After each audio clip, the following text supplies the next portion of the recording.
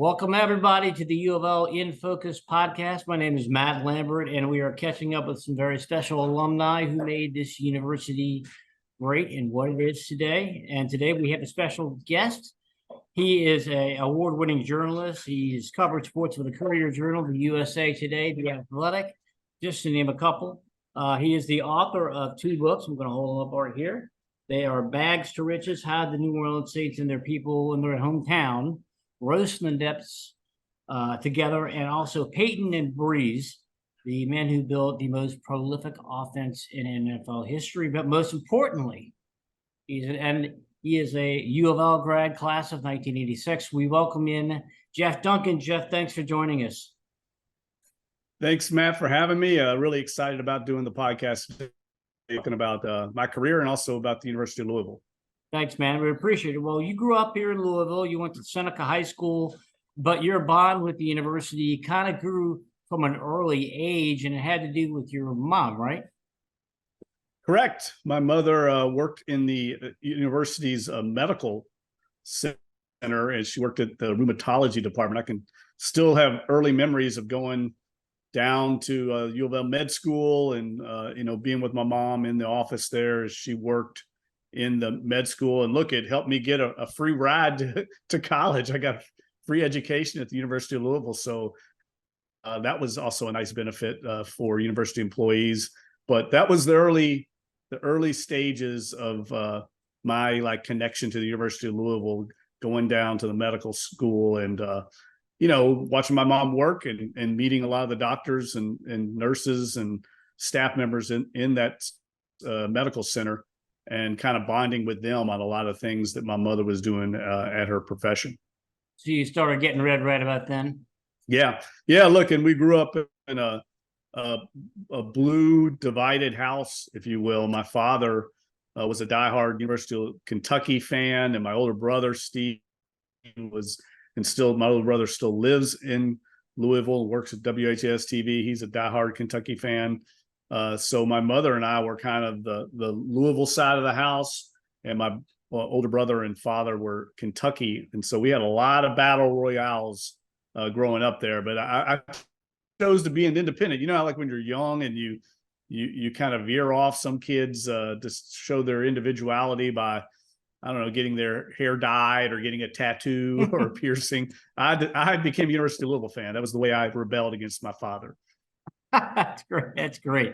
You've been covering sports for more than 40 years, and we know that college lays the foundation for at least some part of your career. Tell me how U of L helped lay the foundation for you writing for now 4 decades now.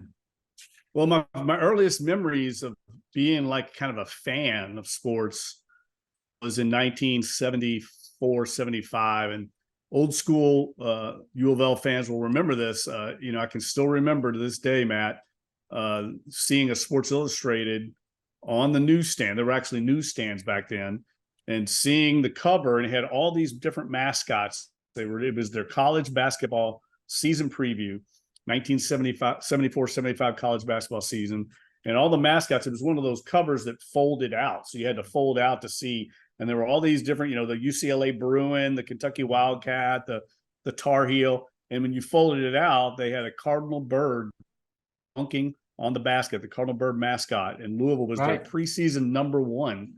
And, you're an impressionable young kid. I was 10 years old at the time, and we lived in Louisville. And I'm just thinking, why wouldn't we be Louisville fans? I mean, this is representing our city where I'm growing up, and they're number one in the country.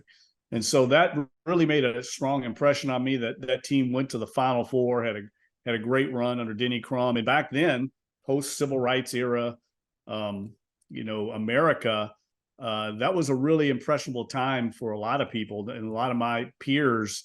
It became cool to be a U of L fan. Denny Crum and his teams were cool. And so we started following Louisville ardently back then. And I think the thing, getting back to your original point of your question, was the passion of U of L fans and how the whole city rallied around Louisville basketball. That really gave me a strong sense of what sports can do in America, the sense of community, how it goes beyond just the sport itself.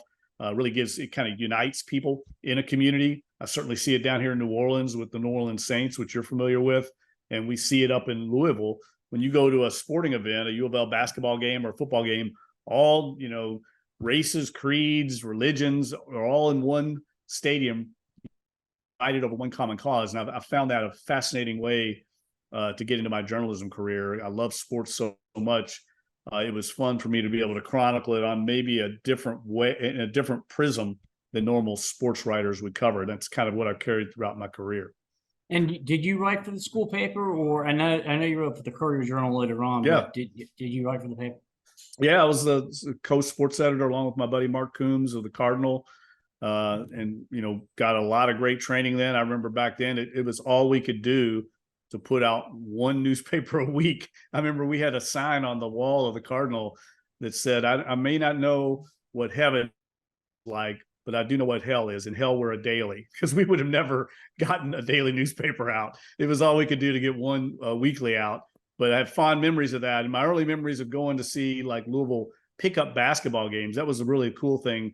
Working at the Cardinal, we were right near Crawford Gym on campus, and we would get done with our deadlines and were to watch the Louisville Cardinal basketball players play pickup games against the incoming recruits, and then the old NBA players, the players that were in the NBA at the time would come back to campus to work Denny Crum's camp, and you'd see these NBA players against the current Louisville players against the incoming. So he's kind of got the past, present, future all on one court at one time, just in pickup games, sitting there watching it. It was fascinating. I don't know if we'd ever see anything quite like that again, but those were great memories right there near the Cardinal.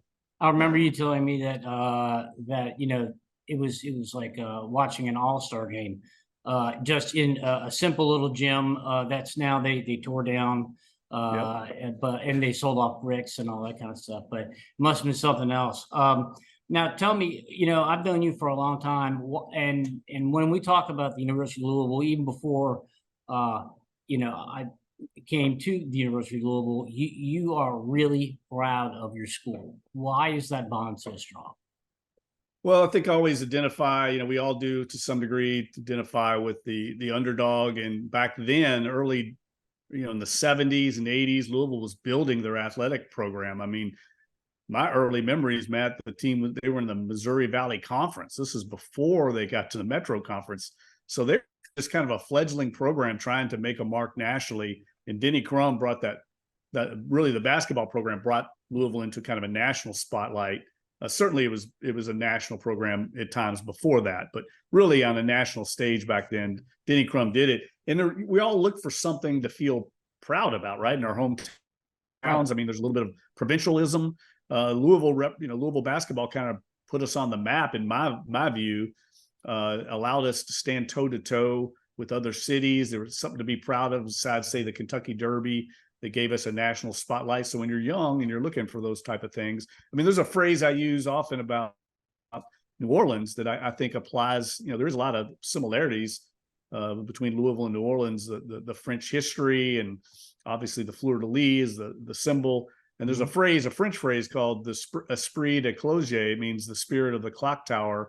And it refers to villages in France, these small villages where you are basically beholden to your village. If you live within hearing distance of the clock tower, it's upon you to uphold the sanctity of the village and defend the village at all costs. That's kind of what I feel like U of L basketball did for me. We had this esprit de cloche. It gave us something to rally around to feel good about Louisville, and then it just grew from there. And to see that program grow and to get finally in the ACC, I think Tom Jurich and obviously the football program, Howard Schnellenberger coming there, those things, it was cool to see, and so I find kinship with other programs when I see like Texas Christian and the TCU in the national title game this past year, or what Florida State's done under Bobby Bowden building that football program. I have a kinship seeing those programs, develop, seeing Tulane this past year beat Southern California in the Cotton Bowl. And that's all from my early days at the University of Louisville. I'll tell you, I never thought I'd hear you quote French, but I guess those trips to France, checking out the Tour de France have rubbed off on you a little bit. But a little bit. Let's everybody over here in Louisville. There, U of L sports fans are rabid, and if you turn on sports radio today, three things are just dominating the headlines. Number one is that yeah, you said that we didn't used to be a football school. It was primarily focused on hoops, but over the last 20 years, they've really built a formidable program. Had some great coaches. And your thoughts on having Jeff Brom, former NFL and U of L quarterback, coming back to take the head coaching job at his alma mater? Look, I was excited about that. Obviously, very proud to see them hire University of Louisville alumnus to lead the program. I think it's a perfect fit.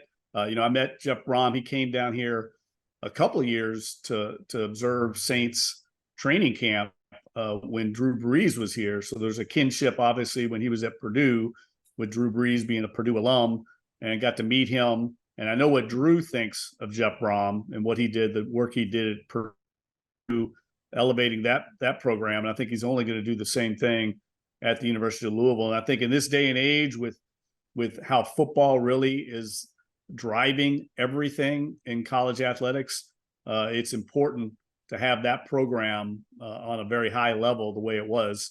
So I think Jeff Brom was the perfect fit to do that. And I could see why people are excited there. They play an exciting style of football under him. I see it every year covering the NFL, how many Purdue players end up in the NFL draft and are playing on Sundays now. And that's, a testament to his ability to recruit. And I think he's only going to do the same thing at Louisville.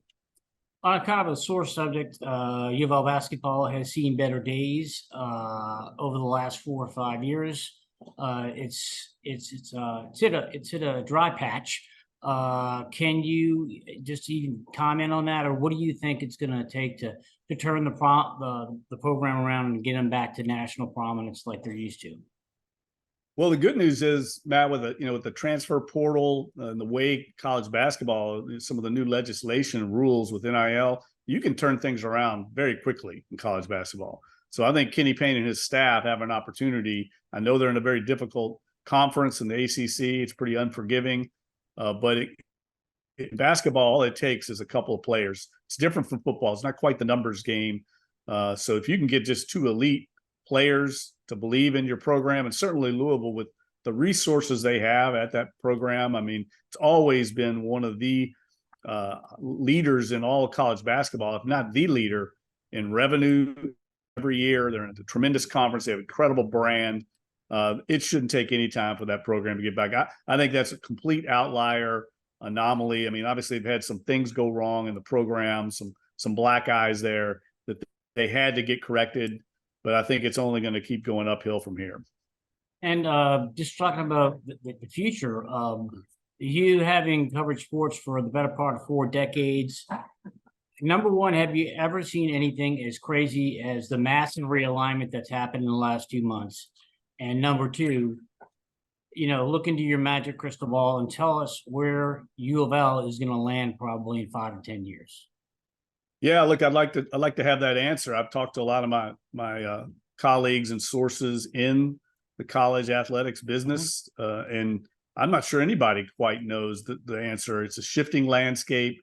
I personally, think it's a sad indictment on college athletics when a program like Stanford University, which annually has probably the most successful and balanced athletic program in all of college sports, and it's trying to find a home. I think we've got to get some leadership and some direction in college athletics. Unfortunately, right now, money and television are driving the train, and I'm not sure that that's the best thing for college sports in the end. It might be good for a select few programs, but not for the greater good of college athletics. And I think the University of Louisville, with the resources they have, if you just look at the size of the athletic program, I think it would surprise people. I mean, I was actually on this trip recently on a work trip talking to a colleague of mine, and the University of Louisville, the last 5 years, I think their average of their athletic program is larger than a bunch of the SEC schools, larger than Southern Cal. It's a big time athletic program. So, and it's a great rabid market, as you said. College athletics are huge in Louisville without really any dominant professional sports teams. Really, the University of Louisville is kind of the pro team in the market. So I think they're going to find themselves in a good home, especially now that I think they've got college football, kind of taken care of with Jeff Brom. I think they're only going to take off, and that's going to make them more attractive. It's all about branding right now. And right now, the University of Louisville, I think under Brom, will start building that brand again, the way it was with Lamar Jackson. Mm-hmm. And I think somebody's going to latch on to them. I have no doubt they're going to end up in this next tier, this higher tier that we're seeing. I just don't know exactly where it's going to be. Do you think they stay in the ACC, or do they move to the Big Ten or the SEC?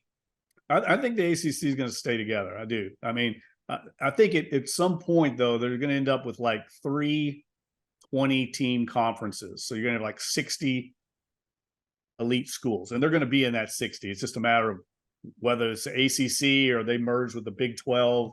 I don't think anybody quite knows how the landscape's going to shift, but they're going to be a part of that down the road. And look, it's all driven by money and television, and certainly University of Louisville belongs in that elite group for all the different reasons we talked about. Okay. All right. Well, that's fair enough.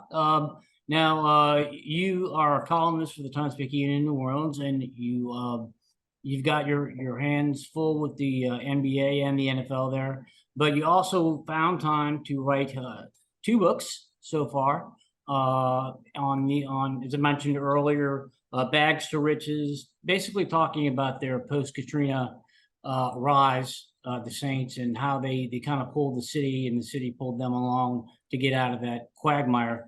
And Peyton and Breeze about to the future Hall of Fame inductees who kind of revolutionized part of the game.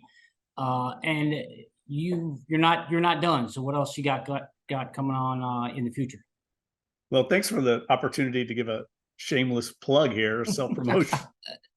I'll gladly take the platform. No, look, you know this story from your roots in New Orleans, but being in the position I'm in, I've had an opportunity to work on a lot of great projects. I've covered the Saints for over 2 decades now, and covered the NFL for a long time. And I've really never come across a story like this. Steve Gleason is a former New Orleans Saints kind of cult hero, had one of the greatest plays in NFL history, much less Saints history. There's a statue, a 10-foot bronze statue of Steve Gleason outside the Superdome to this day, commemorating that play.